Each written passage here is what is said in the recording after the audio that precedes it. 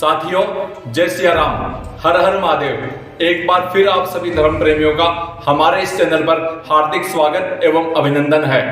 प्रिय साथियों, फागुन माह की मस्ती चरम पर है। इस माह का प्रसिद्ध त्यौहार होलिका पूरे भारत में मनाया जाता है। इस त्यौहार के पीछे एक अनूठी प्रेम कहानी छिपी है, जिसका दुखद अंत हुआ। लेकिन यह प्रेम कहानी सनातन धर्म को विश्व का पहला त्यौहार दे गई, जिसे होलिका कहते हैं। होलिका भाड़ू क्या है? इसका होली से क्या संबंध है? इलोजी कौन है? इन्हें छेड़छाड़ का देवता क्यों कहते हैं? होलिका डांडा क्यों रोपा जाता है? होलाष्ट का क्या महत्व है? आज हम आपको इन सभी प्रश्नों का उत्तर देंगे, लेकिन इससे पहले आप हमारे इस चैनल को सब्सक्राइब करना न भूलें। आपको विदित है कि हिरण्यकश्यप की बहन का नाम होलिका था। यह कश्यप व दिति की संतान थी। भगवान की कठोर आराधना एवं तपस्या कर हिरण्यकश्यप मनवांछित वरदान प्राप्त कर परम शक्तिशाली हो गया।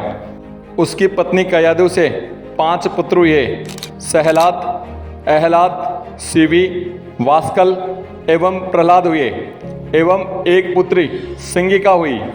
हिरण्यकश्यप भगवान से वरदान प्राप्त करके अपने आप को भी भगवान समझने लगा, लेकिन उसका पुत्र प्रहलाद भगवान विष्णु की भक्ति करता था, जो हिरण्यकश्यप को पसंद नहीं थी। उसने प्रहलाद को भगवान विष्णु की पूजा नहीं करने के लिए अनेक प्रकार से समझाया, लेकिन प्रहलाद धुन के पक्के थे। बार बार समझाने पर भी प्रहलाद नहीं माने, तो उसने प्रहलाद को अनेक यातनाएं दी, लेकिन वो भगवान की भक्ति से डिगा नहीं पाया। हिरण्यकश्यप की बहन होलिका थी। होलिका का अपने भतीजे प्रहलाद से अत्यधिक मोह था। अधिकतर समय उसी के साथ बिताती थी। होलिका की युवावस्था में इलोजी नाम के राजकुमार के साथ फाल्गुन पूर्णिमा के दिन विवाह निश्चित किया था। होलिका एवं इलोजी का एक दूसरे से बहुत लगाव हो गया था। यह बात उसके भाई हिरण्यकश्यप को पता थी। उसने होलिका को पूर्णिमा के दिन अपने भतीजे प्रहलाद को आग में बैठकर जलाने की बात की। होलिका ने इस निंदनीय कार्य के लिए स्पष्ट रूप से मना कर दिया था। ना सुनकर हिरण्यकश्यप होलिका पर आग बबूला हो गया और अनेक प्रकार से धमकाने लगा। उसने कहा कि अगर तूने प्रहलाद को अग्नि में नहीं जलाया तो वो प्रहलाद को तो मारेगा ही, साथ ही उसके होने वाले पति इलोजी व स्वयं होली को भी कठोर दंड देगा।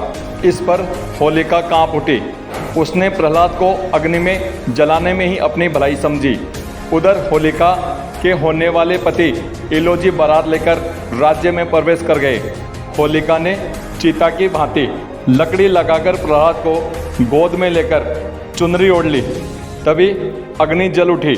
भगवान का ऐसा चमत्कार हुआ कि प्रहलाद तो बच गए, लेकिन होलिका जल गई।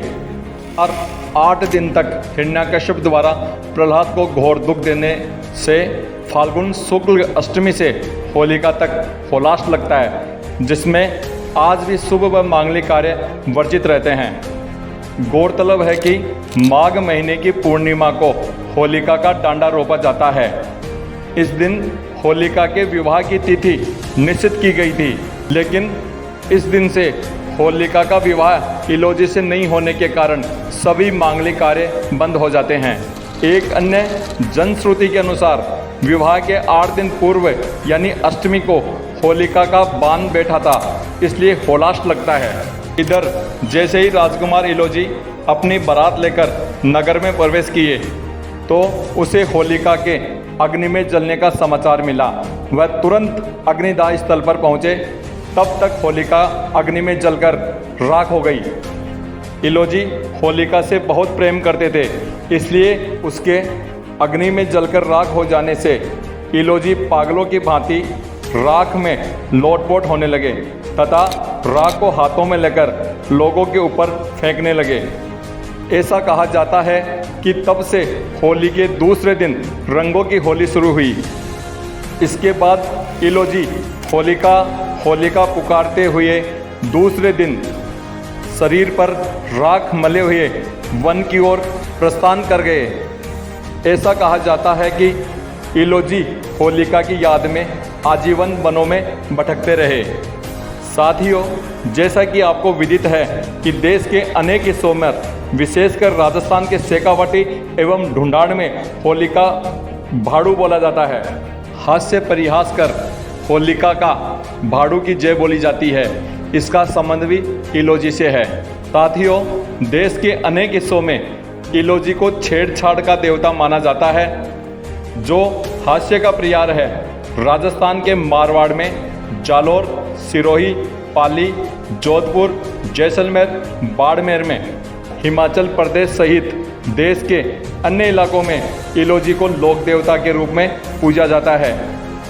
राजस्थान के मारवाड़ में नवविवाहिताएं इलोजी के दर्शन कर पुत्र की कामना करती है तथा इलोजी की मूर्ति का एक विशेष अंग को छूकर महिलाएं आपस में हंसी ठिठोली करती है तथा कुछ इलाकों में होली पर इलोजी की झांकी निकलती है।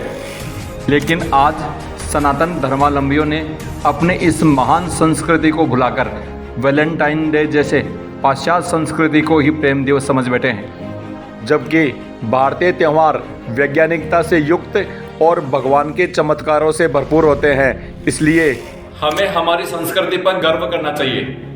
हमारा ये वीडियो आपको कैसा लगा, कृपया कमेंट्स बॉक्स में जाकर कमेंट्स अवश्य करें एवं वीडियो को अधिक से अधिक लाइक एवं शेयर करें।